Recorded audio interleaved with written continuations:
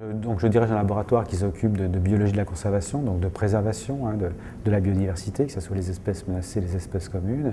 Et on a un outil majeur pour développer cette problématique, c'est un observatoire de la biodiversité à échelle nationale que l'on appelle Viginature.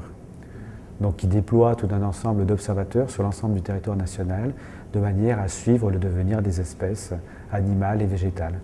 Donc de savoir l'état de la biodiversité et puis surtout de savoir quel est l'impact des différentes pressions, que ce soit le climat, l'urbanisation, les pratiques agricoles sur le devenir de la biodiversité et comprendre les mécanismes de réorganisation qui se produisent actuellement et qui sont assez considérables.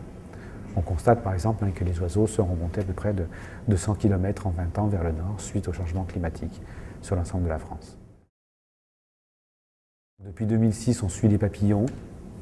Depuis 2009, on suit les chauves-souris. Sur les oiseaux, donc on a moins 20% en 20 ans sur les espaces agricoles, donc c'est assez considérable, sans qu'on sache exactement quelles sont les causes, quel est l'impact des toxiques, quel est l'impact de la simplification des pratiques et des paysages agricoles. Actuellement, on manque encore de données pour faire l'inventaire de ces différentes causes. Alors peut-être le message que j'essaie de faire passer, c'est que ça serait important de faire une analyse coût-bénéfice de l'utilisation des perturbateurs endocriniens.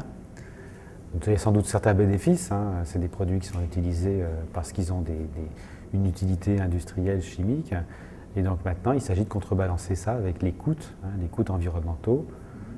Donc les coûts pour la santé humaine, donc ça je ne suis pas compétent dans ce domaine-là, mais les coûts aussi pour les écosystèmes, c'est-à-dire qu'effectivement ces perturbateurs vont avoir des conséquences négatives sur tout un ensemble d'espèces, donc de communautés, donc de fonctions écosystémiques, donc de ce que l'on appelle les services écosystémiques, donc avec des conséquences négatives dans le domaine agronomique et économique de manière générale, à travers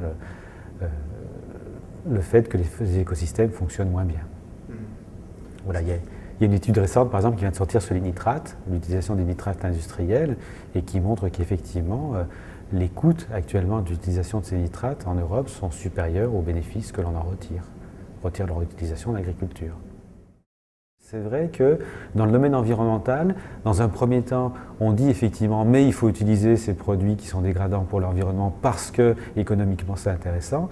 Et en fait, on s'aperçoit dans un certain nombre de cas que lorsqu'on commence à creuser un peu l'argument économique, eh bien, ce n'est pas tout à fait le cas. Alors après, ce qui se passe, en fait, ça s'explique assez bien, c'est que les bénéfices économiques sont pour quelques-uns et les coûts économiques sont pour la collectivité. Il y a très peu d'argent public qui finalement est affecté à la recherche de méthodes qui soient plus respectueuses de l'environnement, d'évaluation environnementale. Donc là, et c'est très difficile de faire bouger les choses parce que le monde scientifique est maintenant organisé, à nouveau, évidemment, ceux qui sont beaucoup plus nombreux sont beaucoup plus puissants. Donc ils ne seront pas d'accord pour évidemment modifier le partage en quelque sorte du gâteau public entre l'environnement et puis les technologies. Et donc là, il n'y a que les ONG et les partis politiques, c'est une décision politique qui doit se faire, effectivement, de réarbitrer les moyens publics en faveur de la recherche dans le domaine de l'environnement.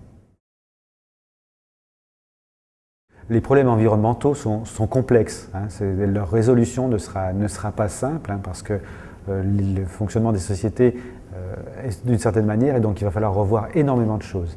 Donc il faut des moyens, je pense, qui sont importants dans l'inventaire des problèmes environnementaux, dans la recherche des solutions.